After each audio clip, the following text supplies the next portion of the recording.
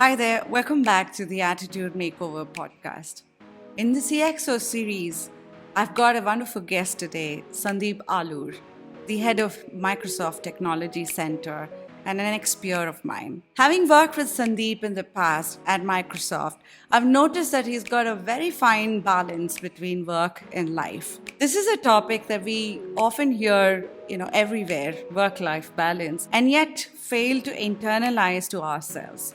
And I thought it's very important to get into the details of how do you look at work-life balance as an individual in a mid-career professional journey. It's a lot that's happening in life. You've got kids, parents, probably your own ambitions, marriage, a whole bunch of things. And work is another ballgame itself. How do you maintain a balance through that?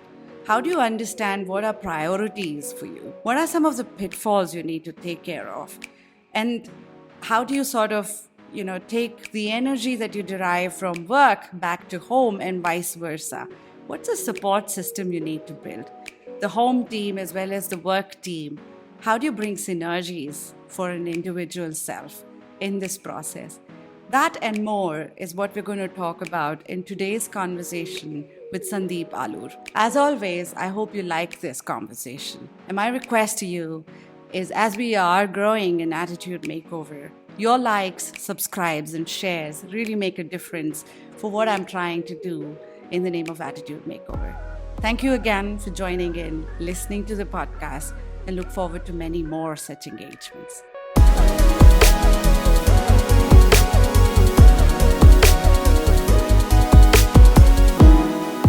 All right, Sandeep, good morning, and thank you so much for coming on a Saturday for this conversation. It's my pleasure, Saujanya. First of all, before we start, I want to congratulate you on this show, honestly. This is fantastic. I'm a big follower of this.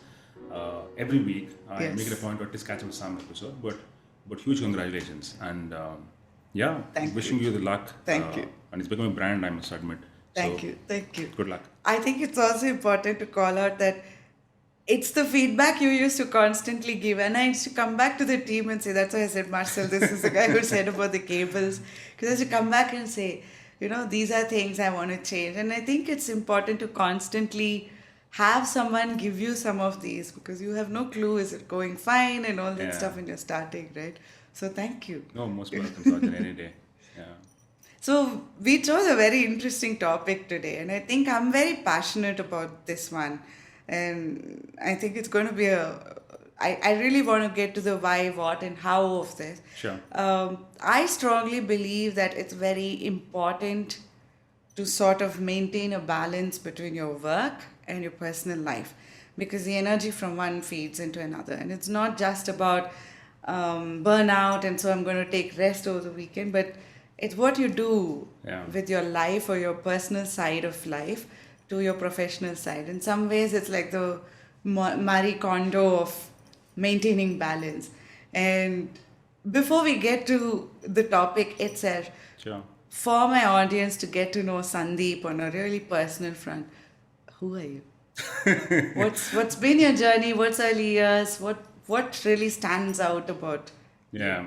By the way, before I answer that question, my wife Divya said this before I came here, saying, Sandeep, Saujanya doesn't ask easy questions, though this sounds very simple. They are very deep questions, and this is one to start with, right? So, quickly. So now, I thought about it honestly in terms of when somebody asked me, this is a very common question, right? In terms of, tell me something about yourself.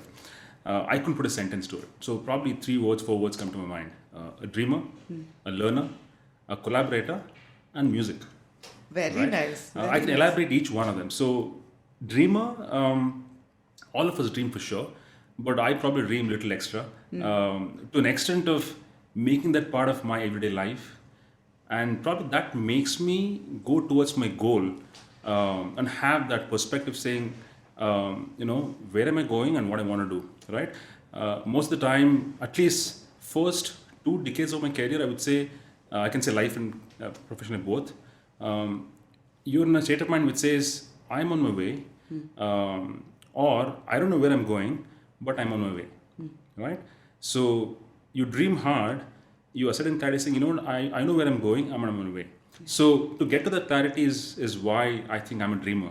I dream, and at times certain things come become true and you feel so good about it, right? So dreamer. Second, learner. I would say learning life and everything you do in your professional as well as your personal life. It is a reflection of how much you've learned, life lessons, or in the professional world, how much you've learned the art of execution, whatever you call it. So doesn't stop, right? We use a term called learner mindset. That's something I feel that's probably infused in me from my childhood days, at home and later at college, school, and now in professional career. Number three, collaborator. See, I'll tell you what. At the end of the day, collaboration not in the professional world, but it starts at home. Yeah. Who are your immediate collaborators? So my wife, my children, my mother, my brother. So it all starts there, and you take it to your professional world in terms of those lessons you learn at home. Yeah. Take it to professional life, and the same thing happens as well, right? What you learn in professional world, bring it back to your personal life. Yeah. So I think that's probably central to my existence Yeah. in terms of how I look at life on a regular basis. Yeah. Number four, music. I told you earlier, if I recall a scene in my childhood where my dad was a violinist. So one evening at home, dad with violin, my brother is a trained classical singer, and he's now a established music director in the Kannada industry. His name is Anup, just for records. My mom was on the tamburi, and I was playing mridangam.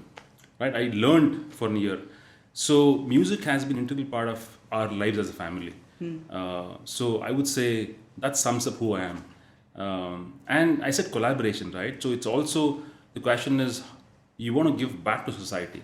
So while you collaborate with people, can you also be selfless in doing that while you collaborate? I think that's probably I make an effort to do that. So being selfless while you collaborate, so that when you collaborate, there's also a give and take.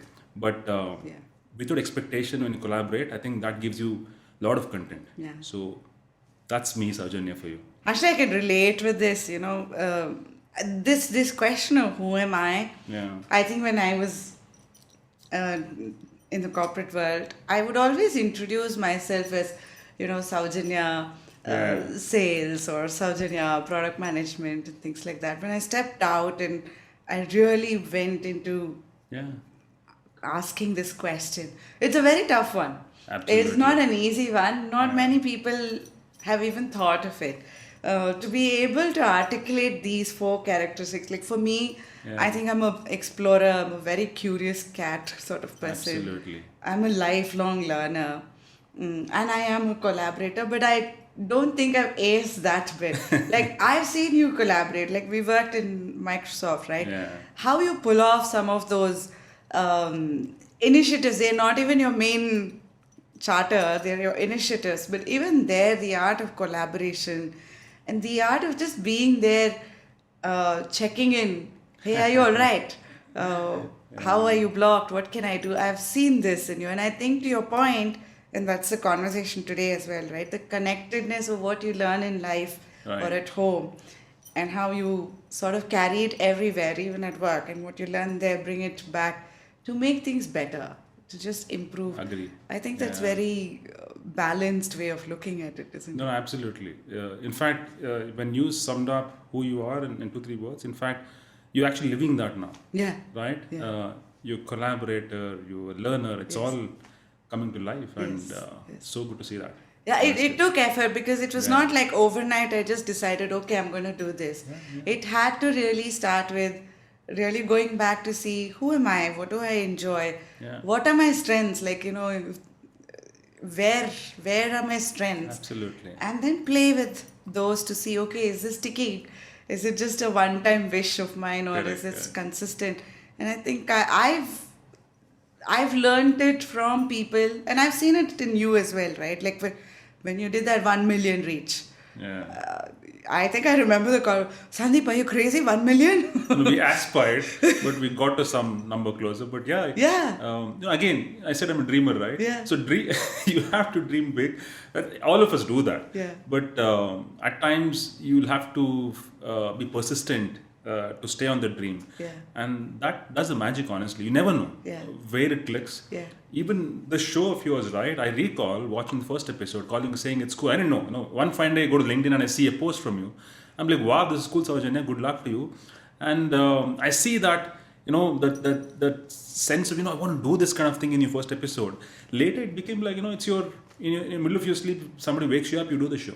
No, It's like, no, I know a lot of effort goes in, but I tell you what, it's a ease at which you're doing today. Yeah.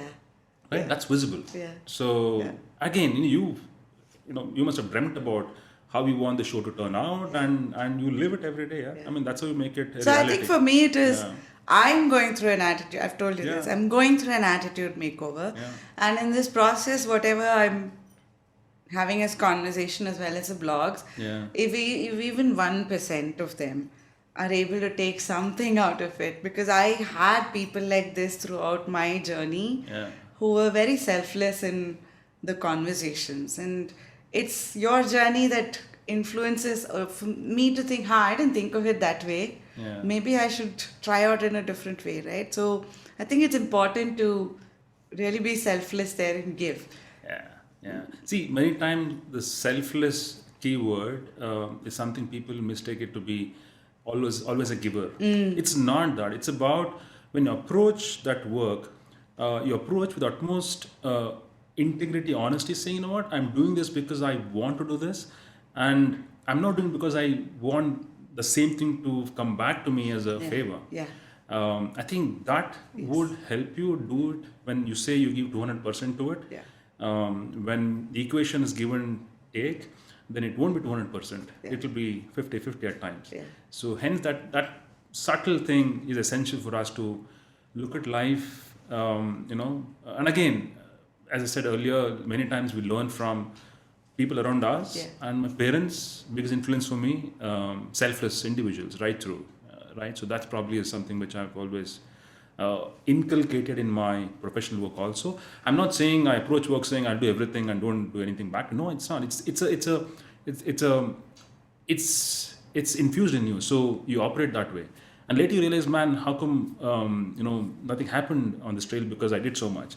That won't come in your way. Yeah. If that thought comes in, then It's not selfless. Yeah, you have some motive in why you did that. Yes. So Yes. yeah, I think these are all subtle things, but matters.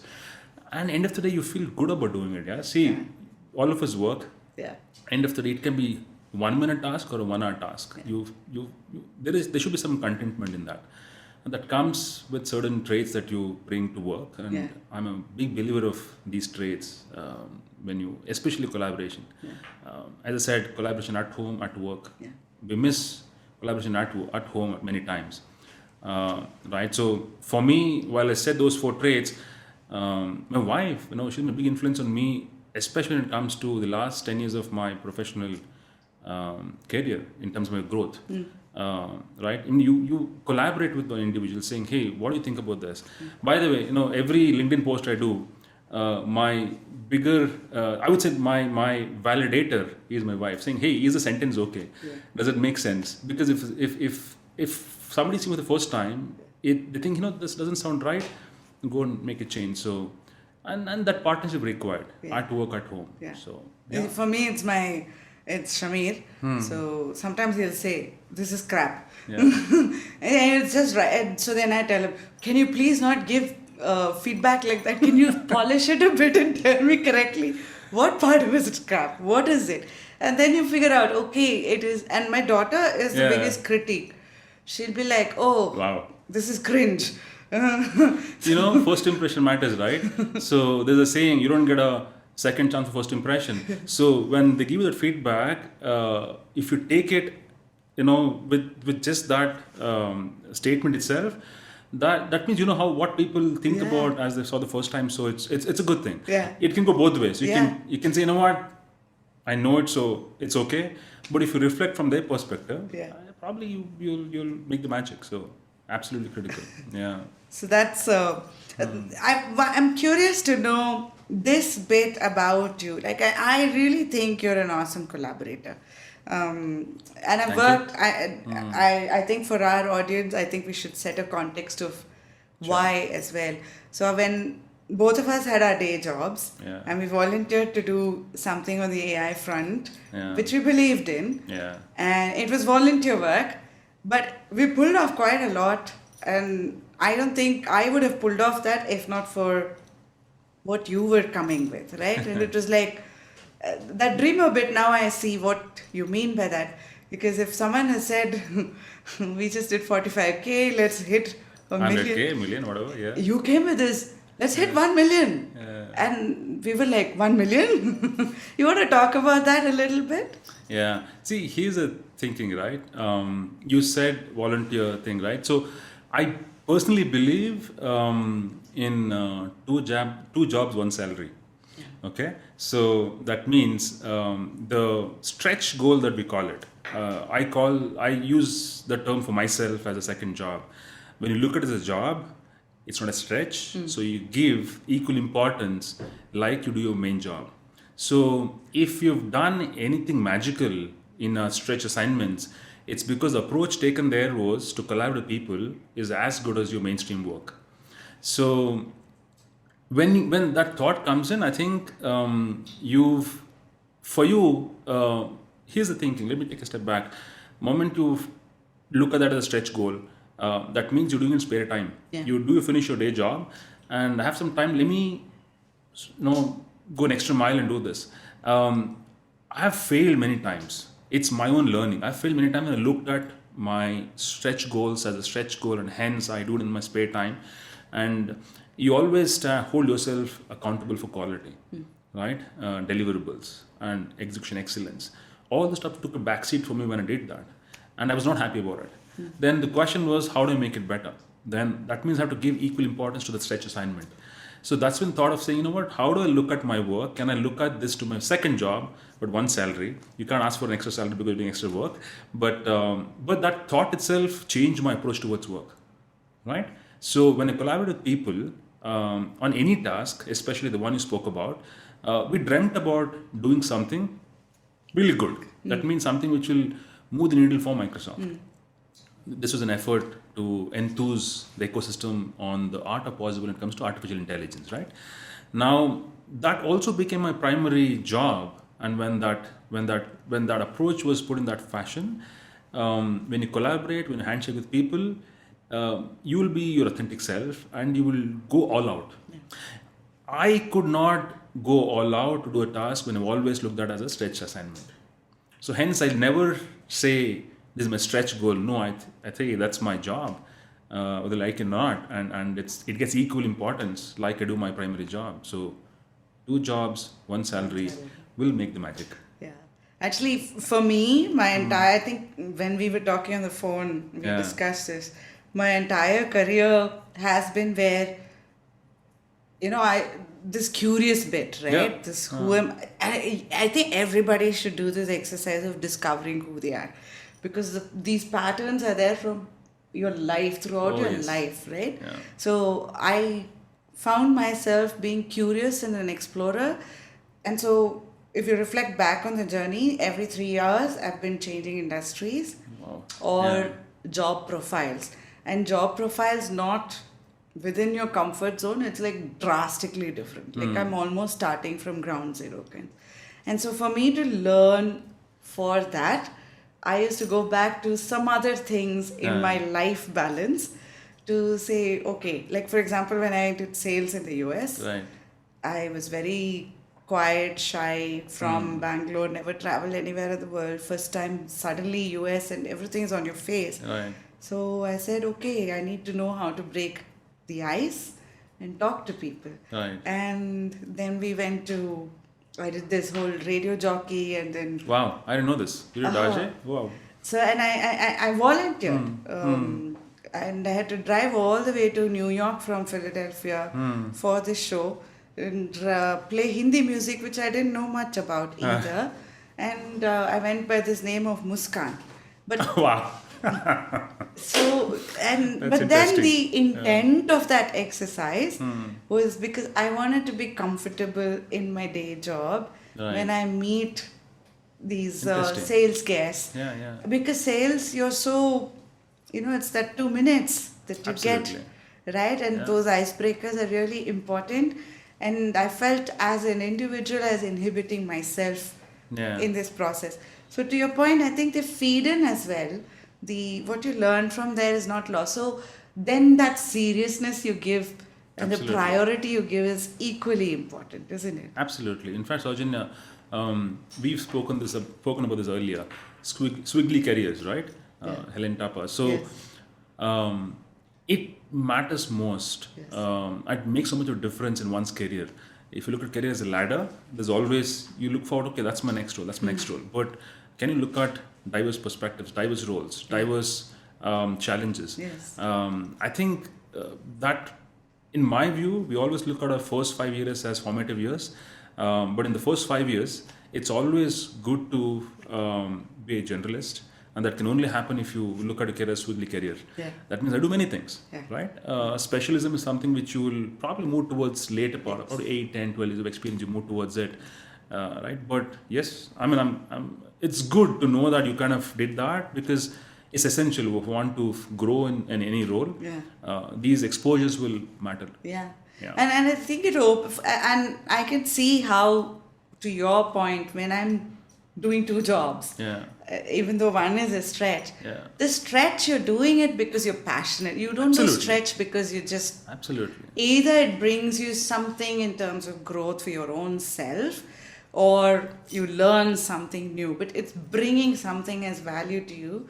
So then it deserves that kind of priority. It's not like just before going to sleep, a nighttime Yeah. project that you take up, right? No, absolutely. Look, so each of us have different reasons why we do stretch.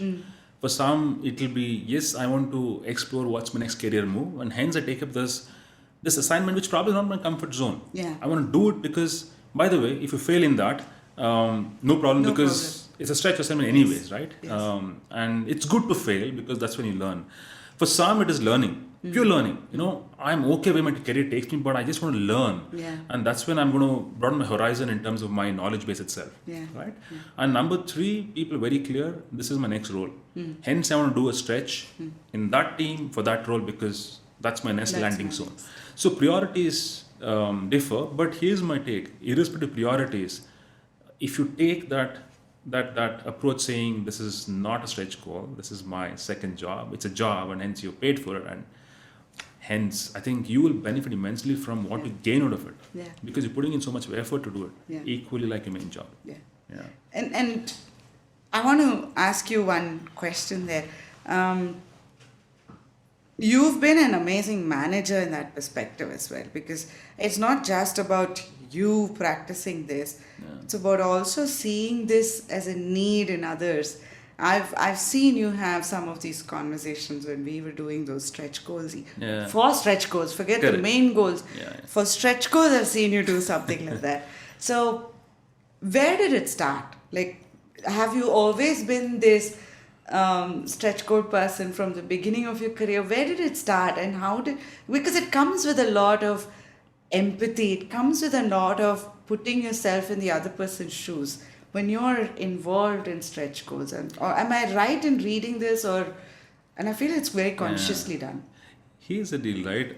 If I look back at my life, there is this urge to do everything with certain quality, right? That means everything you do, you probably leave behind your signature on that, saying, "Hey, I've done this, and it's done in a specific way because that's how this person do it." So for me, I think quality is something which is a non-negotiable in my life, for me personally, and also, at times people around me, it also is not easy at times at home when you express with children, and because there is a set deliverable that you expect, because a task has to be done in a specific way. Of course, each of us do it in a different way for sure, but the eventual quality, for example, even if when you buy clothing, right, many ways of stitching it, but deliverable is one, which is a high quality product. So that's something which is there in my mind, probably in my childhood, because if I look at my mother, she was an entrepreneur. She had her own sweater knitting factory at home, right? And you stitch a sweater, and people come back and feedback right on your face saying, no, this line is not good, the stitching is bad. So you go by, in fact, if you look at knitting, you have to remove everything. Yeah. You can't fix, right? So I've seen that happen relentlessly, right through. And to get to final product, it is that, you know what, I want to ensure that there is not a single flaw in that. So I've observed, by the way, I'm reflecting as to where this emerged, and that's where I see myself doing it. That's one. Second, I would say diverse perspectives, right? So you have to, when you collaborate, first of all, you have to acknowledge that there are people with varied backgrounds and varied thinking, and you have to get them under the common umbrella in terms of quality. So that probably drives me towards, first of all, can I induct them into the fact that this probably is the expected outcome. You might choose any way to get there, but let's all agree that this is will end up as one team. That's probably, I've struggled initially. It's not been easy initially when you become a leader, etc. But eventually, when people have seen that if I do it specifically and people say, hey, this is great, this is wonderful outcome as a product. So you also show and tell, right? So that show and tell also helps many times to induct people into the design thinking, saying, you know what, let's do it this way. And you have all the freedom and autonomy to work in which way we want, but as an outcome, as a team, let's believe that this should be the end result. Yeah. So in the example you quoted for that stretch assignment / second job in my view, right? So it's been that thinking, as simple as that, right? There's nothing more to it. But there I want to go a little more deeper. Yeah. It's a balance between trying to maintain quality and perfection. Yeah. Right. Yeah. To your, I love the analogy. I mean, I can see the whole knitting. I never thought of that. Yeah. Right. Yeah. But it opened my perspective right there, because you have to be that precision. Absolutely. But it's also a very fine balance. Like if you go chasing too much of perfection there, you're going to have more harm to yourself and to whoever's working with you. And I feel there, as along with your the collaboration bit of driving a common outcome or a vision and a quality that all of us align with, and then letting people do it their way. Absolutely. Is it coming from the music background and the influence you have early years? I would say mostly the work ethics that my parents had in their jobs. It's music is, I'll tell you what, this is something which if I look back at our childhood, but a wonderful childhood. Every day, there was no day where my dad didn't play violin. There's no day where my brother didn't sing before we hit the bed. Every day. Every single day. 15 years I spent in Hassan. That's where my childhood happened. After 15, I moved to Bangalore. I can say that for most part of my childhood, every single day, irrespective of how tired my father was that day, it has to be violin before he sleeps. Every day. And my brother used to sing along with him many times. So, hey, just come along and just sing. So that's one. I look at that as you're enjoying life, and you're making sure others have that calmness and in the house, right? But my mom, behind that sweater knitting machine, 18 hours a day, and my dad had very, very interesting professions. He was a violinist for sure. Of course, in music industry, those days there was not much of money, right? So hence, you need to have a main job, and he experimented a lot in his career. He was a industrial engineering. He had that industrial engineering background. So into construction, into public works, into consulting. So he did various stuff. So looking at them and everything they did, there was a way they approached life, right? For me, it's a task at work, but it's a life lesson for me. In terms of, when you look at any task in life, there's a way you approach that. And if you think you believe in that trail, saying that's going to help you achieve what you want to achieve, plus you'll, end of the day, you get back home with some contentment, I think that's an approach. The approach I caught up there in my view, if I look back at my journey so far. And as I said earlier, you take a lot of what you've learned in life at work, and you can't have a split personality, right? At times you get caught.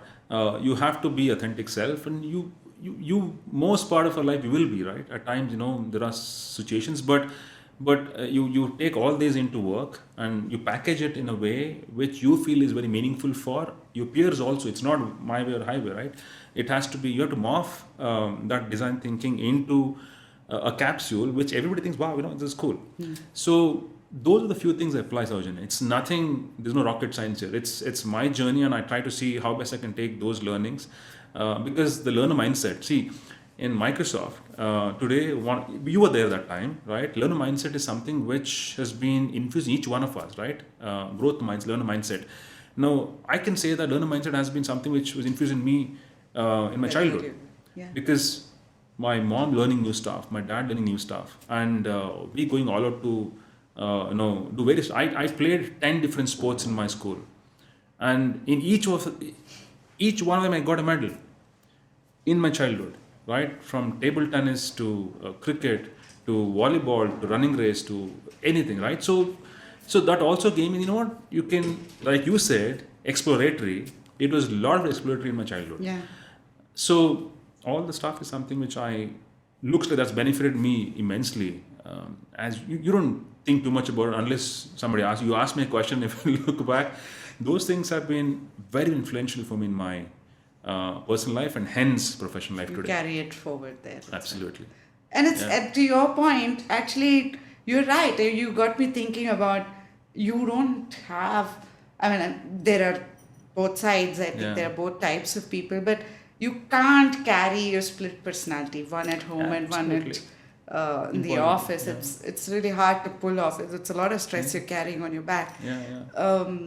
But I think it's that bit of how you're carrying yourself from here to there and continuing that journey and replicating that everywhere, right? And You bet. I've thought about it so much, Arjun, and trust me, initially, yes, you have a personality at home, and you can be whoever you want to be at home, right?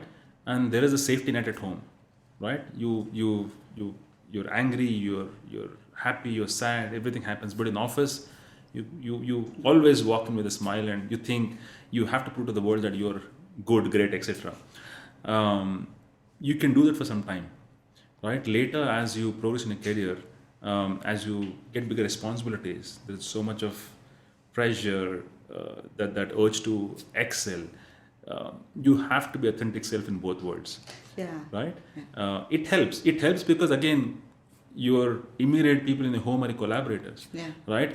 Trust me on this one. Today, if I do any little task and I get rewarded at work, my biggest fans are at home.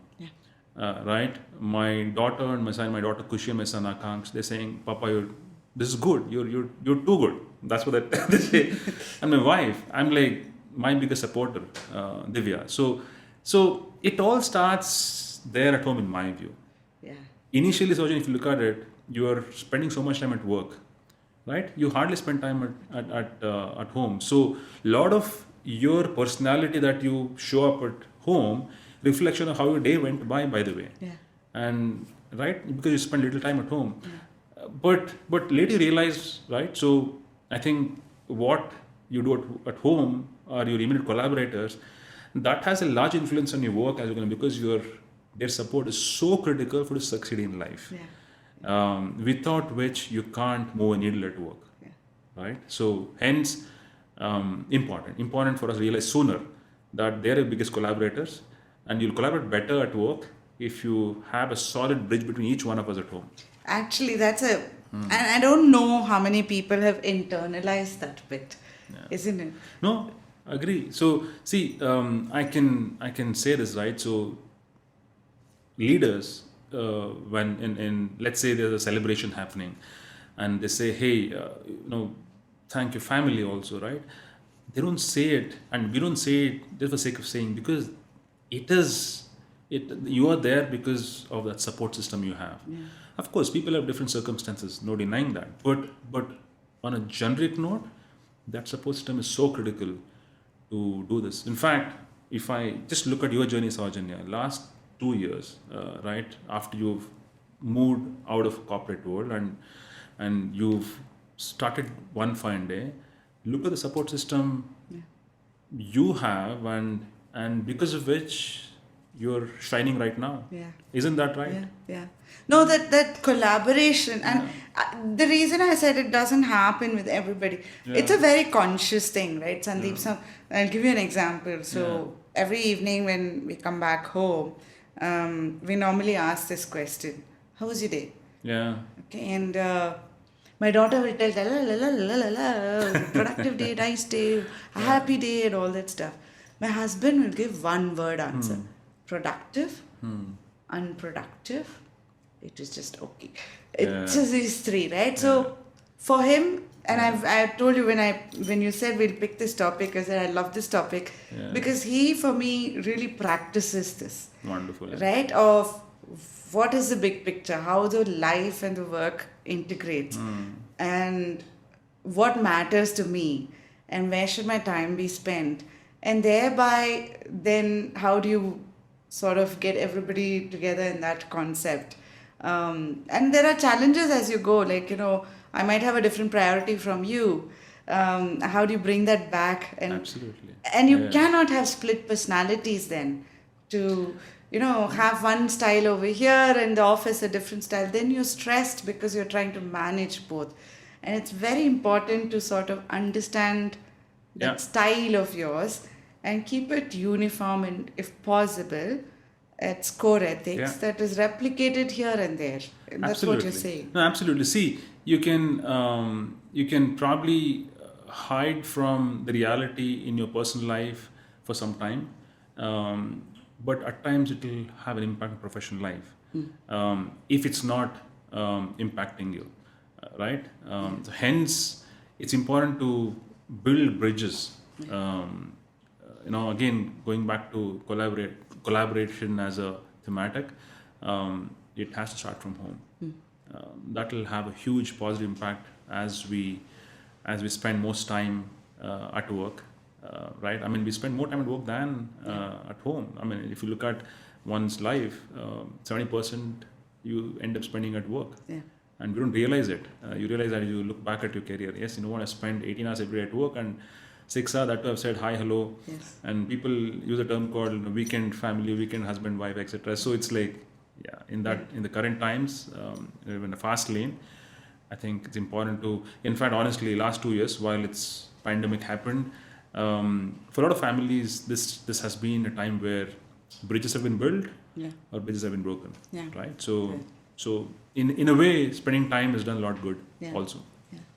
So if we've gone through what is this balance look like, and why also it's important. Now, there are a lot of challenges in it. Now, your priorities, your dreams and what you're pursuing, to what are the dreams at home that your team has, the home team has, and what are dreams that your team members have. They could be so conflicting in nature. Now, if I have to internalize this as going into the how of it, where do you start? Do you start with just putting the big picture for you and then seeing who are the players and what are some lifestyle changes or things that has to be? Where do you start? How do you start this? Interesting. By the way, I like the term you use, home team. Yeah. Right? I want to use that from now on. We never say the term home team and office team. So good one. So Sauchin, here's how I think I've approached, right? I mean, by the way, I want to just quote this. This is a professor from Dartmouth College, Vijay Govindraj, right? So a famous 3-box model. So the 3-box model was done for C-level, CEO specifically, for reinvention of businesses, right? He made the box 1 was manage the present. Box 2 was selectively forget the past. Box 3 was create the future, right? That was for businesses. So when I read that for the first time, my thinking was, why can't I internalize that for my own life? Forget the business, but if I have to operate as an individual where I can manage work and life and build these bridges at home as well as in office, I need to manage my present, right? And I can't be too much into this happened in the past. I have to selectively forget the successes and failures both. I can't live with them for long. And number three, I think bulk of the time that we spend at home or at work is to create the future, right? So I think the balance comes in if you pivot towards creating the future while you manage the present by selectively forgetting the past. I think that I would say metaphor has helped me immensely, honestly, right? To do justice to what you can do at home as well as to work. See, a lot of people have different ways of looking at life. For example, I remember in 2012 I'd won a small award, and it was a Friday afternoon, and very happy, first time Microsoft, and Monday morning I come to office, the manager says, by the way, that was for last year, get back to work. Reality, right? Yeah. I can't be in that mode for a longer time because that's going to affect my create the future trail. Yeah. So that's one. Recently I heard this quote. I love. By the way, I'm a big consumer of digital content. I don't read books, but I consume a lot of podcasts and content. So I heard this a coach saying to a soccer team, right? When you win a game, party really hard. And get back to work next day morning. When you lose a game, cry as much as you want to that night, get back to the game next day morning. It's a new day. So that's how I probably look at life in terms of building that, his life. I think you've heard that episode where I had Vikas, the neurosurgeon. Yes. He talked about how he looks at failure. Okay. Said if I look at a patient, in today's case, and if I carry that Yeah.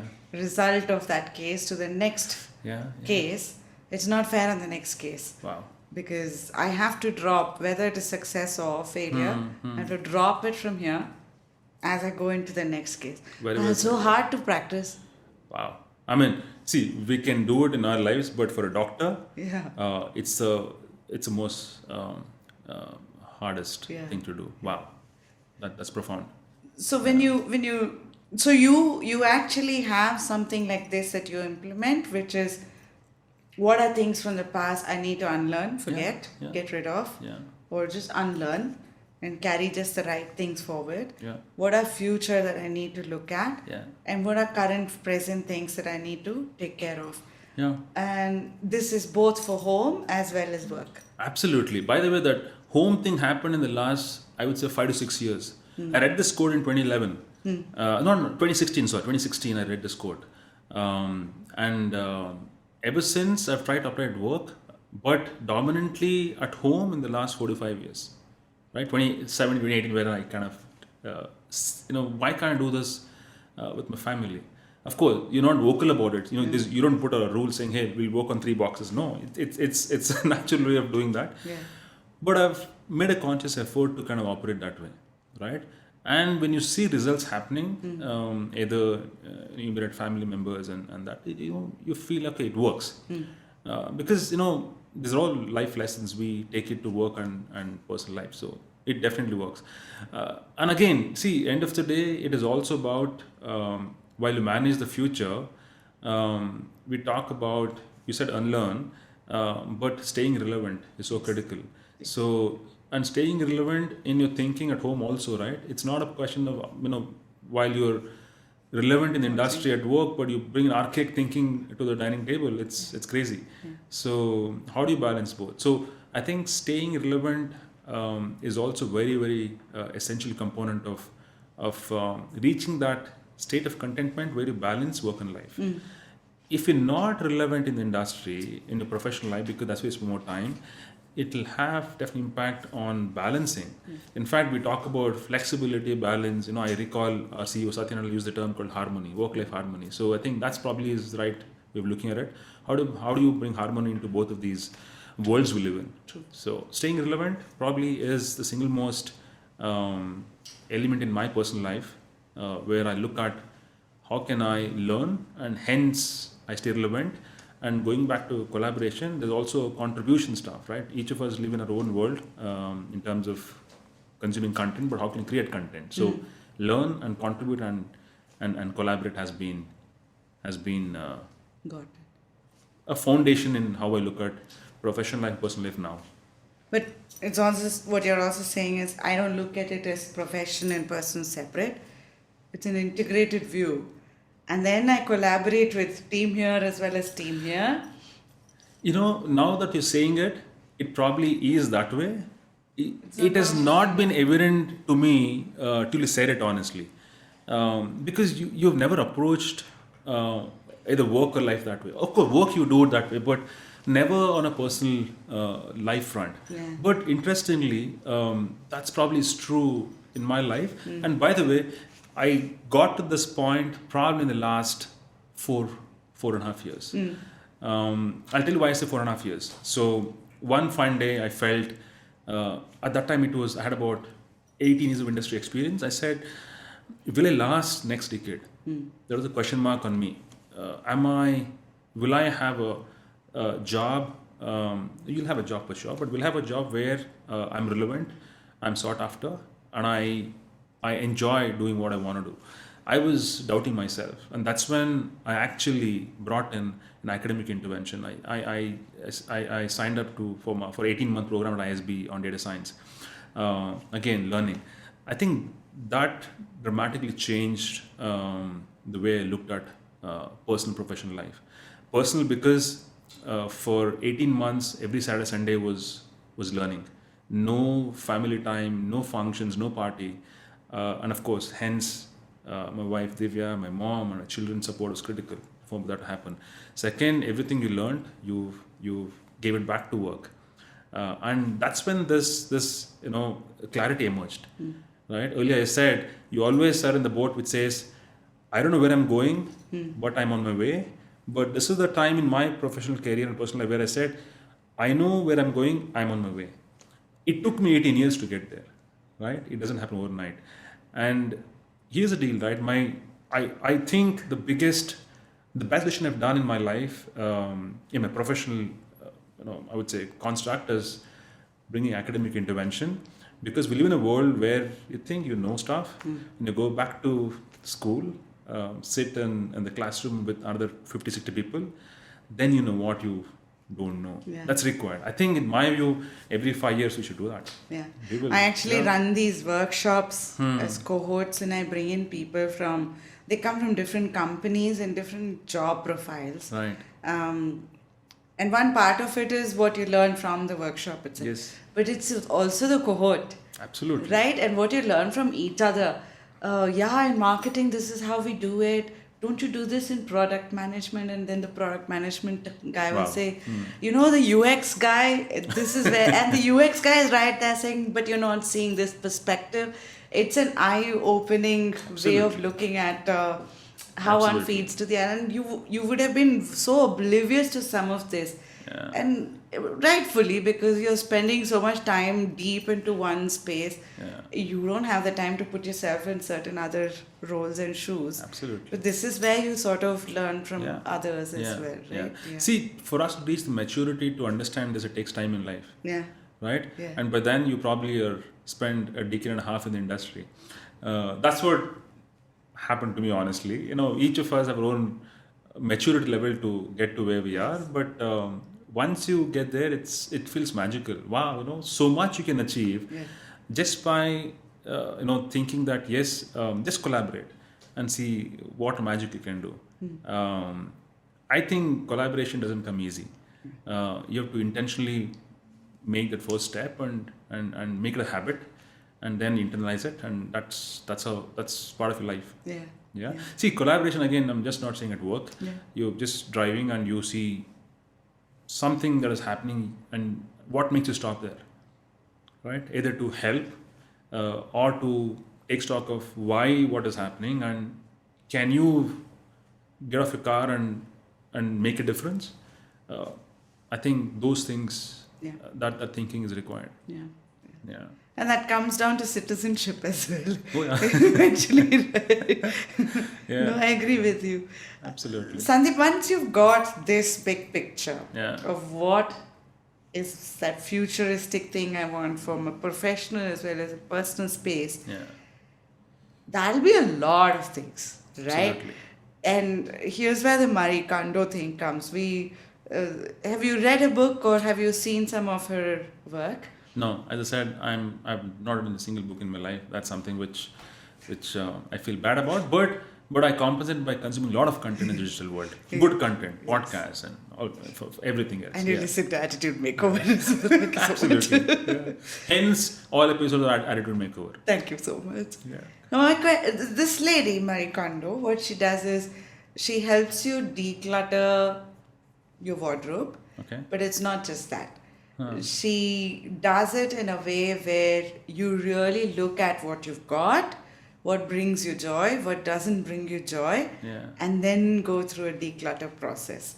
And it's a very mindful way of decluttering.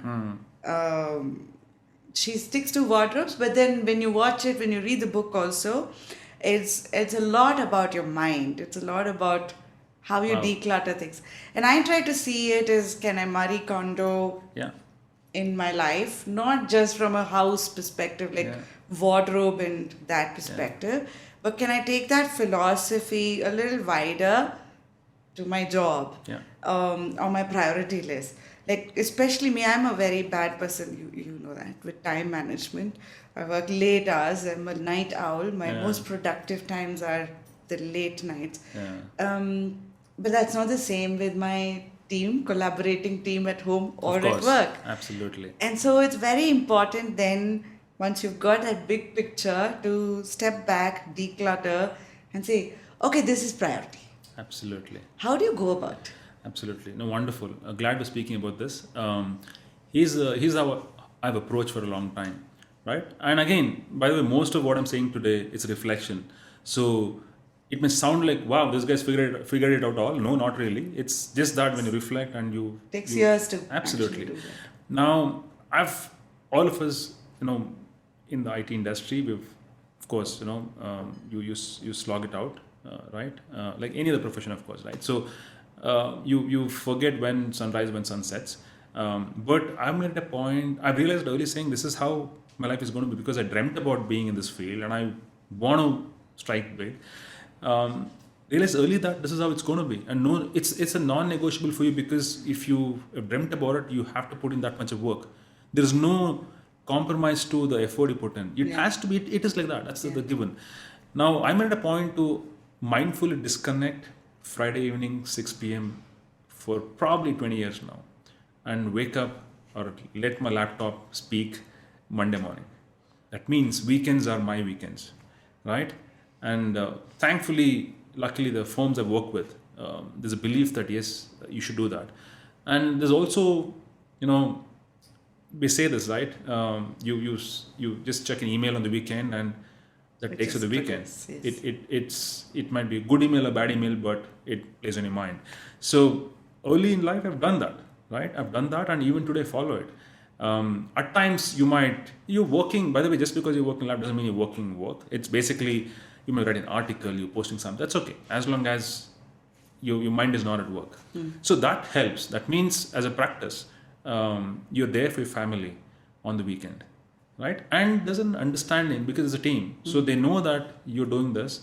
And of course, thankfully for me, my wife, she was with Oracle for 24 years. So she kind of relates to my work, and hence the agreement is Friday comes and that's it, right? Saturday, Sunday. So Saturday, Sunday also, by the way, how do you meaningfully spend?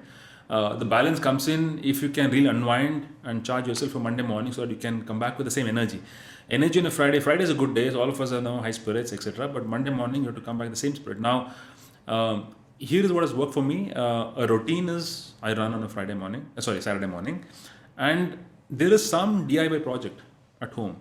It can be a garden project. It can be you're modifying a balcony to converting to study room, or something meaningful is taken up by us as a family project, and it become a family project because each of them participate. Now that's important, right? It can be smallest of the thing, but if you look at as let's do something different, right? That helps. So for you to bring balance or harmony, mindful disconnecting from work and giving that time, you should do justice for this time also, by the way.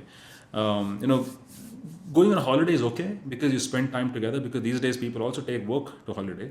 Not a good thing to do, but But holiday, of course, you can't go every weekend. But if so much time on the weekend, how do you meaningfully spend so that you feel good about Saturday, Sunday, and there's no Monday morning blues. Yeah. Right? Yeah. You're looking forward to it. Absolutely. And that's required. So that's probably is my way of looking at work and life. There has to be not a thin line, a hard line between work and life so that you can do justice for work back when you get to 9 a.m. So on a you're not Monday carrying morning. one's burden Absolutely. on to the other one. Yeah. And they'll be clueless as to what the hell is happening. Yeah. See, on this note, there's also the culture of the firm makes a difference, and thankfully for me, this has been the culture in Microsoft for a long time, and of course your manager also matters in terms of how that person looks at work and what expects. So thankfully for me, it's always been Friday disconnect, reconnect back on a Monday morning, and that's that. I think you can make it happen at times. See, the work is not the same. 24/7, right? It changes. I'm not saying this has happened to me every week. No, 99% I can say it has happened. There is that 1-2% where, 1-2% very small number looking at 20 years, right? But I can say that I'm fairly successful in doing that.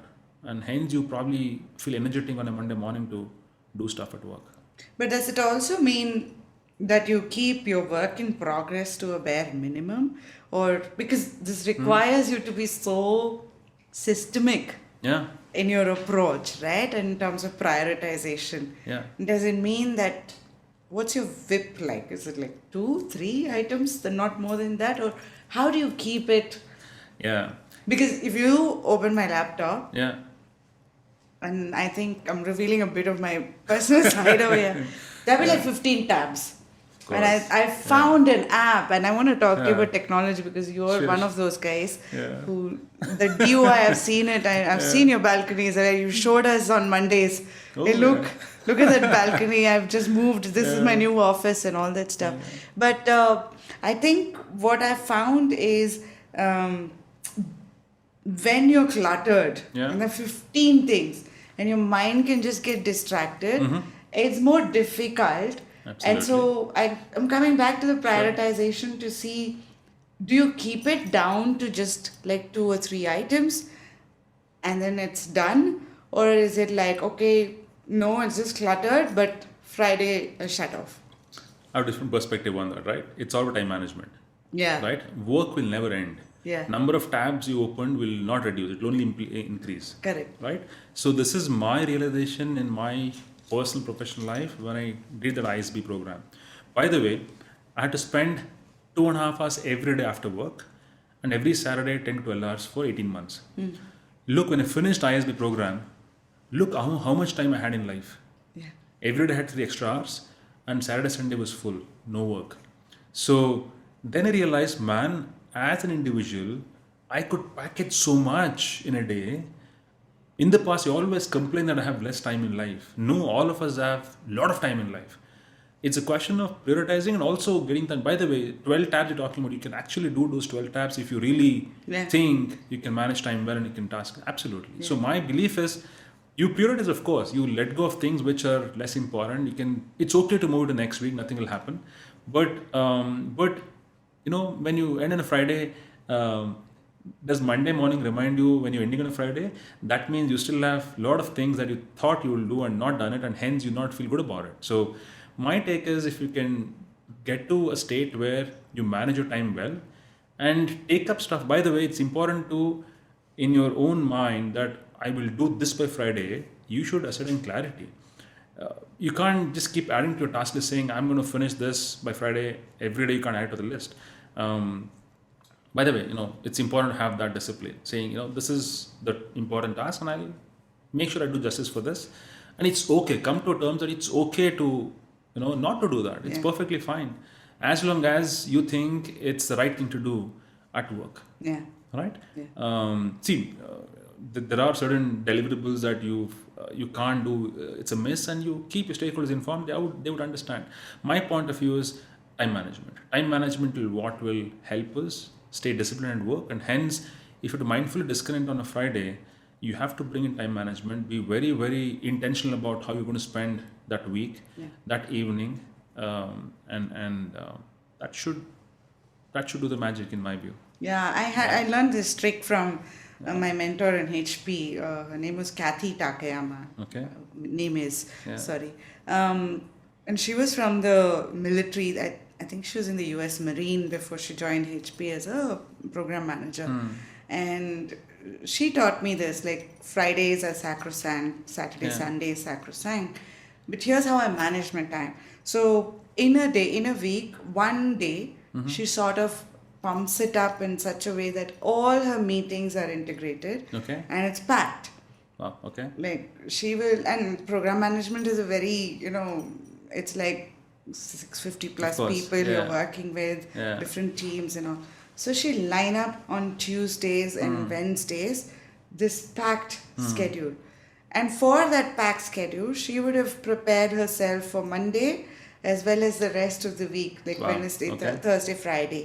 And so it's very integrated, it's harmonious, there's a balance, and every evening, barring these 2 days, so I Yeah. learned this home team and Yeah. professional team from her, for you to balance it out, and if I'm giving my child even 1 hour, Right. it's solid time. It's not like I'm working and I'm like, It's Yeah. not that. You have to give the Absolutely. time. And the way I learned that was, she gave me an analogy of when you're a product manager, how you prioritize features.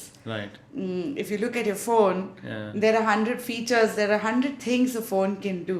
Yeah. But you use like only Yeah, 20% few of it, Correct. Absolutely. right? Yeah. So if that is how your phone Yeah. can be looked at, and people can, so what are those really important Very cool. features? Yeah. What are those really important priority Tasks, items? That's yeah. what you're also saying Yeah, here. yeah. Let's step back, look Absolutely. at it, and then you plan your time around that. Absolutely. See, we use a term called workaholic. There are many. Yeah. And workaholic doesn't mean you work on Saturday, Sunday also. A lot of people do that, and they enjoy it. See, as long as you're not complaining, it's fine. Yeah. You like that. So, but you can't complain that you don't have weekends and you continue to work, Yeah, right? So then that's your fault. that's you. My take is it has worked, by the way, for me. And as I said, it's a very simple thing, and it's a practice. And the practice that you also sign up others also into it.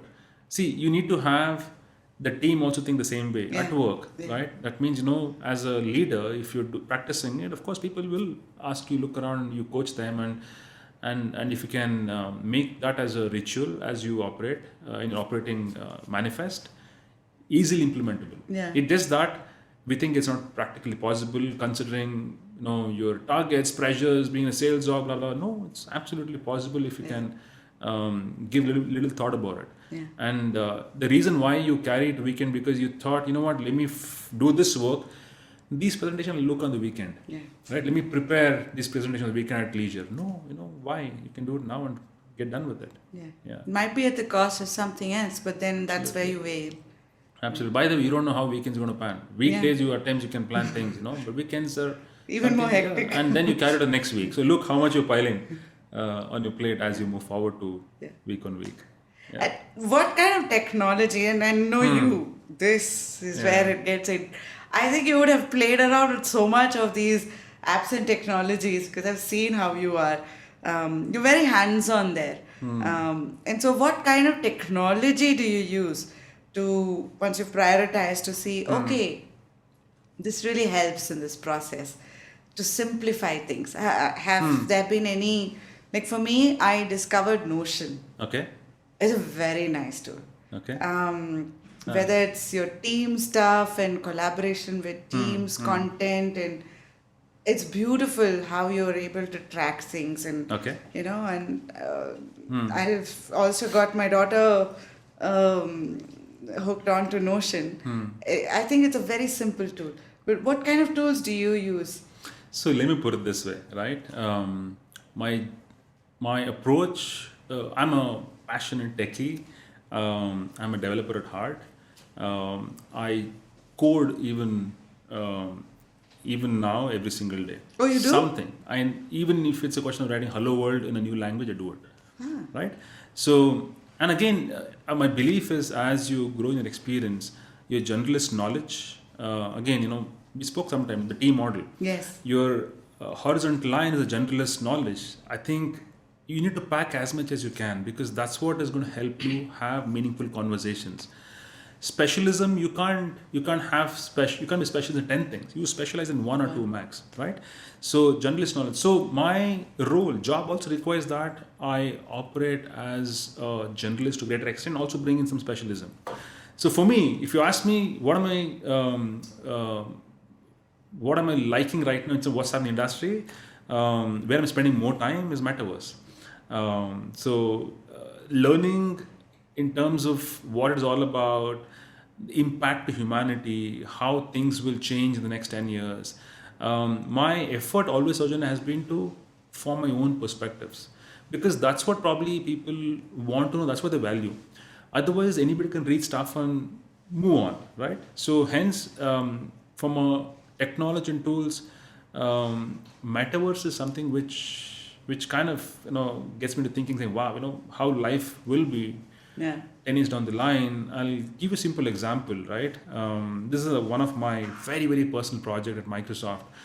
We work with HCG, oncology chain of hospitals in India, right? So they wanted to understand how they can bridge the skill gap between doctors in metro cities who are specialists and surgeons or junior surgeons in tier 2 cities.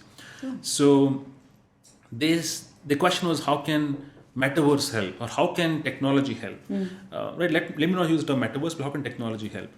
Now, in fact, this is what happened. So I was in a OT assisting a Dr.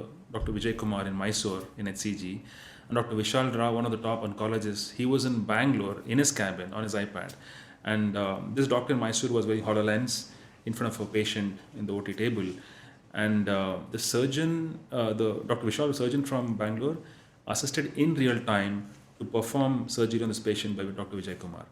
I mean, look, the specialist knowledge is coming from somebody else in some part of this world, and you're guiding in real time, and this person is able to do it and save lives. And that is the day I felt, wow, you feel good about knowing technology, because technology definitely has a huge impact on humanity and human lives. And here doctor says, wow, this is great, I'm loving this collaboration, I'm able to get specialist help and save lives. So that was probably the best day in my professional career, where I actually called my then manager Irina, saying, what, I'm so happy working for Microsoft because I'm seeing technology helping doctors save lives. I still get goosebumps when I recall that, because I was in the OT and doctor was in front of me and looking at the patient. It's like, wow, that's technical. So I think anything that has impact on humanity, I think that's where I look at why, what, and how. Right? You have people in your life who make you think that way. My uncle, he's a dean at University of Maryland in the US. Right from my childhood, his ask of us is, as my brother and I and my cousin says, stay inquisitive. Ask why, ask why. Everything in life, ask why, either vocally or internally. So today, if I'm thinking about how this tech will make a difference, and how blockchain, IoT, digital twin, metaverse, AI, it's all that why, and why, which is making me learn, right?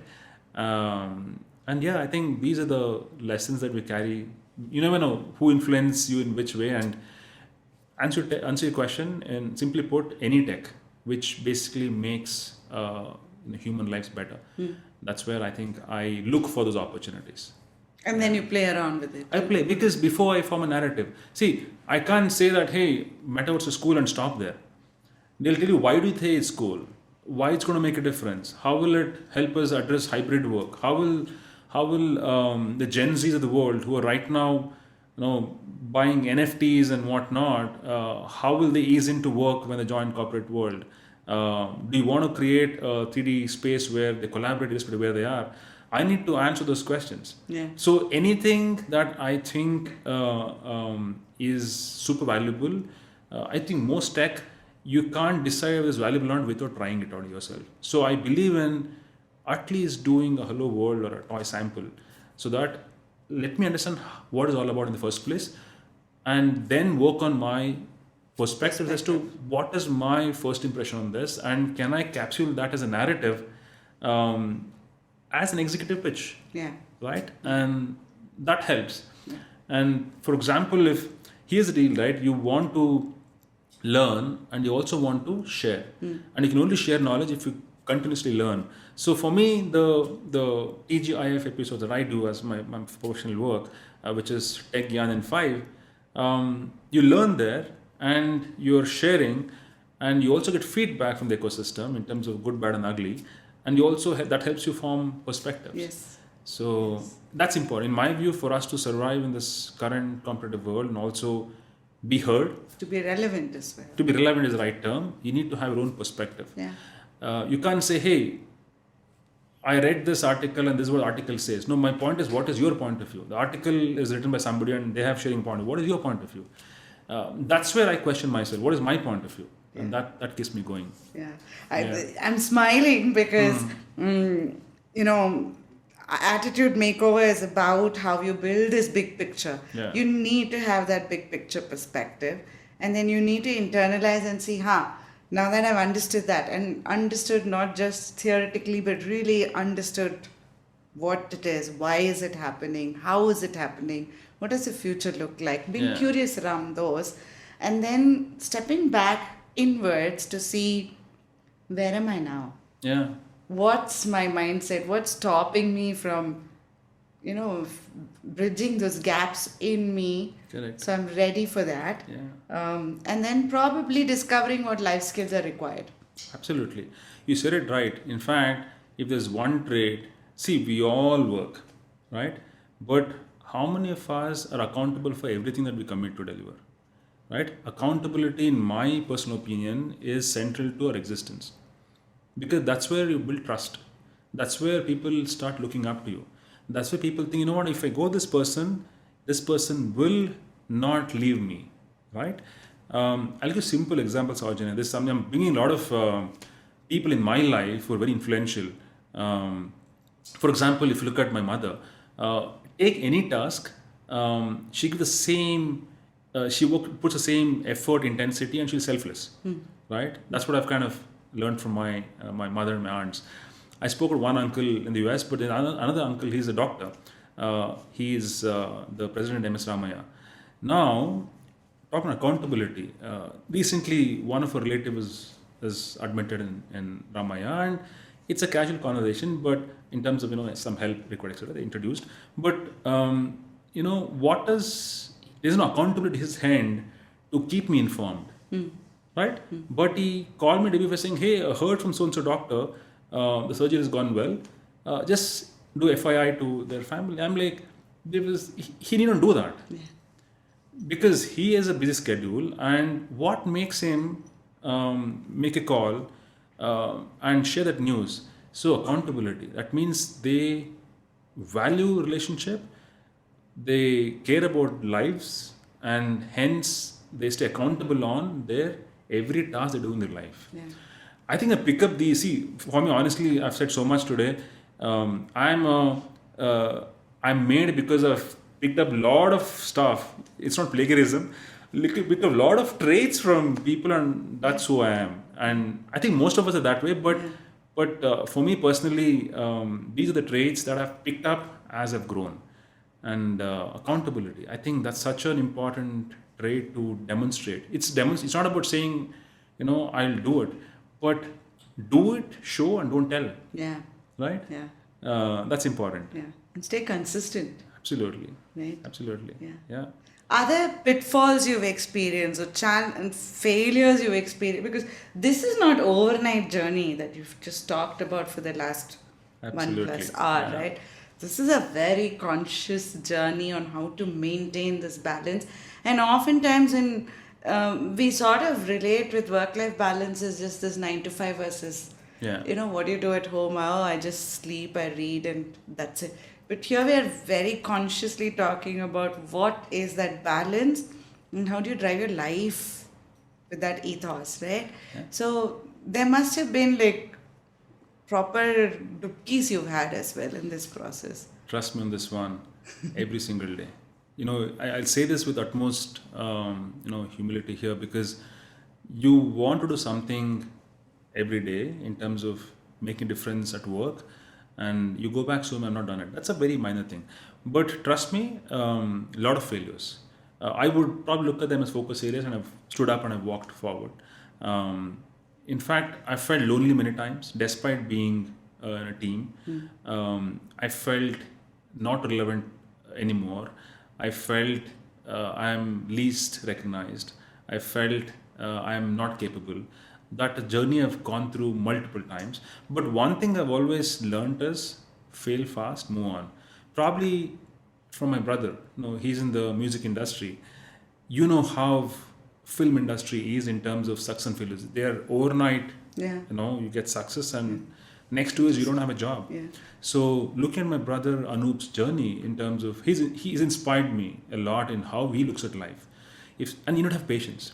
That's something I didn't have for first half of my career so far. Patience, lack of patience also makes you do crazy things and you fail. So my inspiration is him, and I've looked at his career, his journey. As of late, he's done 50 movies in terms of his composition, and it has not happened overnight. It's 25 years of journey so far, and when there is no work, how do you reinvent yourself?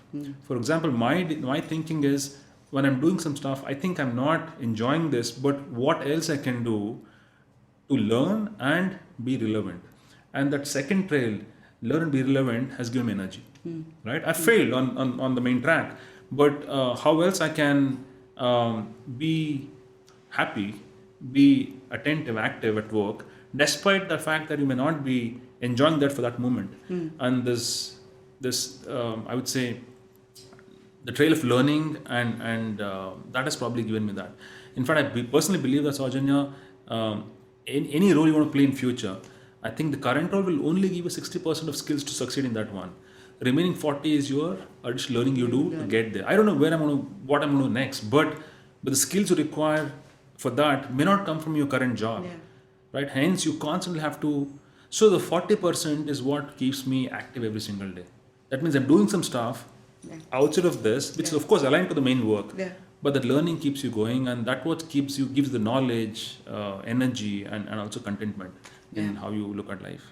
I think one of the things I agree with all of these, right? Patience, the fear of failure, the continuous learning, the need for unlearning and relearning, it all connects together. I want to ask you, I've seen you being a great manager as well. So from that perspective, and I've told you this. No, nice of you to say that, but it's a when somebody say it, wow. No, I remember when we started working on the AI thing, they said, Sandeep, I want the president's award. And you were like But I think you need to, as a manager, like my audience is primarily mid-career professionals. So it's an individual. And I might have a manager who believes in this ethos. And I might just have a shitty manager as well. I want to ask you both sides of the story. I, as an individual, how do I drive this as a culture bottoms up? Okay? Or I, as a manager, how do I drive this top down? I think top down is often spoke about, but if the top down is different from my approach, how do I, seed this thought of this kind of a balance in my team and upwards? Absolutely. I think we've heard about servant leadership, right? That's one thinking. But look, as a leader, if you can relate to what happens on the ground and you role play that, it's essential. See, many times we say things and assuming people understand, and we walk away and then question as to where it is all about and all this stuff. So my point of view is, if you can role play, I think every persona in the team, in terms of you being in their shoes, how are you looking at this work, this role, right? I think that's essential for you to internalize that. You might have a big team, doesn't matter, but you can at least cluster people in terms of how they approach work and what you think they may be feeling. Important to role play that, right? And by the way, when you do that, you will realize that either you're doing the right thing or complete opposite of what you think they know of what you want to do, right? So the clarity emerges down the line, but it's important to be one among them. Not come across as, yes, I'm the leader, I'm saying this and this is how it's done. No. Can you be one among them and work as a team? And yes, you're a mentor, a coach, a leader, etc. But you have to find the balance. But be one among them, work with them, and then step up and say, wow, this is not worked and hence I have to change it. Or it works great, so let's move forward. That approach works, Arjun. In fact, have a small team, but these individuals are highly visible and their work is super impactful. Now the point is, can I role play each of their tasks and see, is it the way to do it to drive bigger impact and hence there's a high visibility? Or I tell them, hey, do this way or do in which way you want, but come back later and say, hey, this is not how it's done. But then for those individuals, first impression for outside will matter. So they would not get a second chance for the first impression. So I want to make sure the first impression that people have on them is super positive. And if you can put them on that tarmac, I think from there, infuse autonomy, they'll take off. Yeah. Right? Yeah. But initial groundwork foundation, that's a hard thing to do.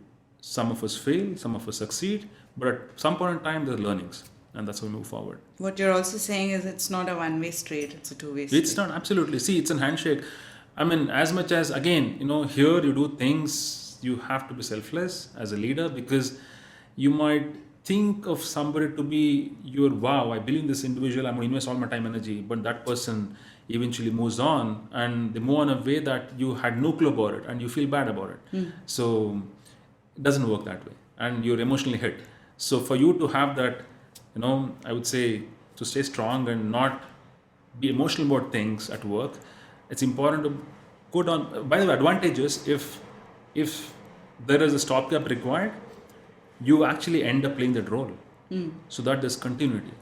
That can happen in a smaller team, but in larger teams it's a challenge. But I would say my belief is top down has validated by you role playing that bottoms up.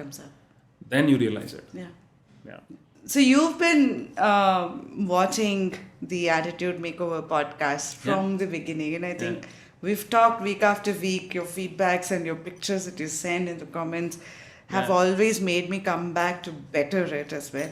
And I've been on a journey here, but I want to hear from you, your take on what do you see Attitude Makeover as, your perspective about Attitude Makeover.